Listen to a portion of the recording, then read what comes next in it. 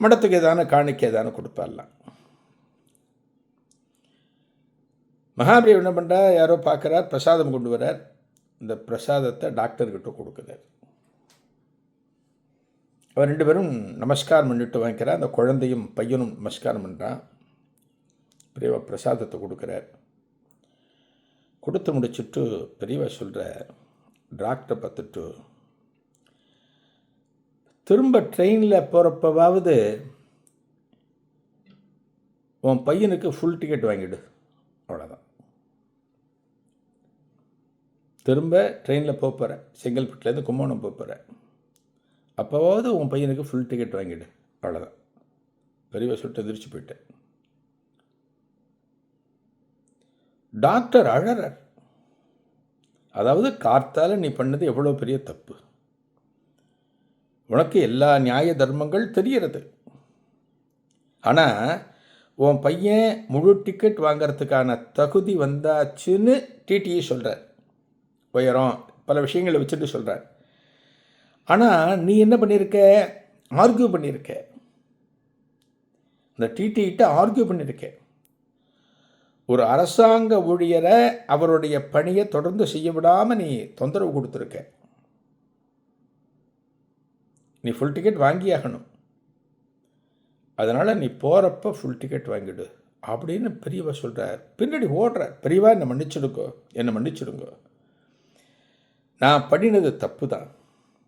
Doctor feel பண்ணிட்டார். ஒரு தப்பை நான் சொன்ன பார்த்தல, ஒரு தப்பை சட்டுன்னு மனசு ஏற்றுக்காது. நம்ம அந்த தப்பிலே நிற்போம். நான் சொன்னது தான் கரெக்டு, நான் செஞ்சது தான் சரி அப்படின்னு இந்த மனசு இருக்குது பார்த்தல, அவ்வளோ லேசில் மனசு ஒரு இதமான சூழ்நிலைக்கு வராது. அதனால தான் மனசை கட்டுப்படுத்துறது ரொம்ப கஷ்டம்னு சொல்கிறோம் இந்த காலத்தில். இந்த மனசு நம்ம சொல்கிறத கேட்காது. ஆனால் இந்த மனசு நம்ம சொல்கிறத கேட்கும்படியே நம்ம வச்சுக்கணும். அது நம்மக்கிட்ட தான் இருக்குது, நம்மக்கிட்ட தான் இருக்குது. டாக்டர் கதறார். பெரியவா அப்படியே கையை காமிச்சிட்டு ஆசீர்வாதம் பண்ணிட்டு பெரியவா உள்ளே போயிட்டேன். அதுக்கு பிறகு அந்த டாக்டர் ட்ரெயினில் டிடிட்ட ஆர்கியூ பண்ணுவார்னு சொல்கிறீங்கள, பண்ண மாட்டேன். பெரியவாள்கிட்டேருந்து ஒரு லெசன் கிடச்சி கொடுத்து, ஆர்கியூ பண்ணாத, நியாயமான விஷயத்தை அப்படியே ஏற்றுக்கோ, பொய் சொல்லாத அப்படிங்கிறத பெரியவா இந்த டாக்டருக்கு உணர்த்திருக்கார்.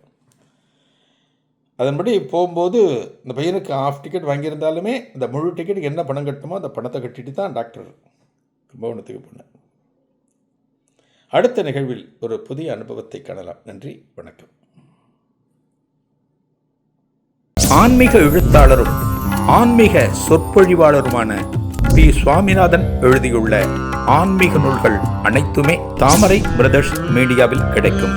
மகாபிரிவா தொகுதிகள் தமிழிலும், மகாபிரிவா தொகுதிகள் ஆங்கிலத்திலும் இவர் எழுதியுள்ள நூல்கள் பல்லாயிரக்கணக்கான வாசகர்களிடையே பெரும் வரவேற்பை பெற்றது.